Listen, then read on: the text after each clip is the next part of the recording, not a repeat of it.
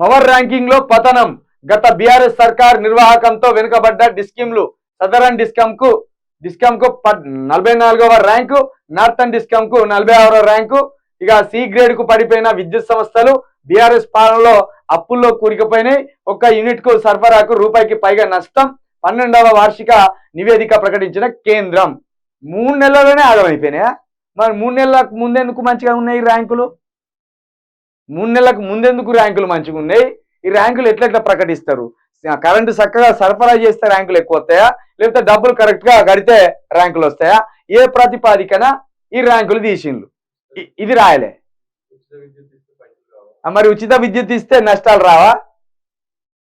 అప్పుడంటే కేసీఆర్ పొలాలకి ఇచ్చిండు, పంటలకి ఇచ్చిండు ఉచిత కరెంటు. మీరు ఇండ్లకు కూడా ఇచ్చిండు కదా. అరే 3 నెలల కింద ఏమో ర్యాంకు మంచిగా ఉంటుందట, 3 నెలల తర్వాత ర్యాంకు పడిపోయిందంటే మీ సిగ్గుచేటు కదా. 3 నెలల కింది వారికేమో వృద్ధాప్య పింఛన్లు బరాబర్ వచ్చినాయి, ఇప్పుడు వస్తలేదు. కేసీఆర్ సిగ్గుపోయినట్ట, మీ సిగ్గుపోయినట్ట. 3 నెలల ముందేమో వ్యవసాయానికి నీళ్లు మంచిగా అందినాయి, వ్యవసాయానికి కరెంటు బాగా అందింది. 3 నెలల తర్వాత తిరమరలైంది. ఇప్పుడు మీ సిగ్గుపోయినట్ట, కేసీఆర్ చేసిన దానికి పోయినట్ట.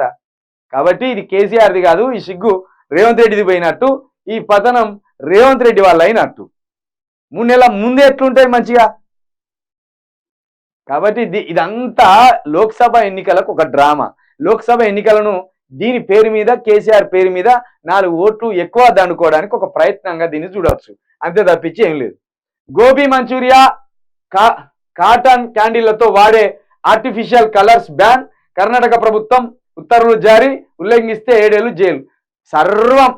సర్వ దరిద్రం ఇప్పుడు కర్ణాటకలో నడుస్తుంది. అలాంటి దరిద్రమే ఇంకొక 6 నెలలు ఇక్కడ మనకు మొదలైతుంది. లోక్సభ ఎలక్షన్లు అయిపోగానే కర్ణాటకలో ఎట్లయితే కరెంటు కష్టాలు వచ్చినాయో, కర్ణాటకలో ఎట్లయితే నీటి కష్టాలు వచ్చినాయో, కర్ణాటకలో ఏ విధంగా అయితే లొల్లిలు అవుతున్నాయో అదే విధంగా తెలంగాణలో కూడా అయితే చూడండి.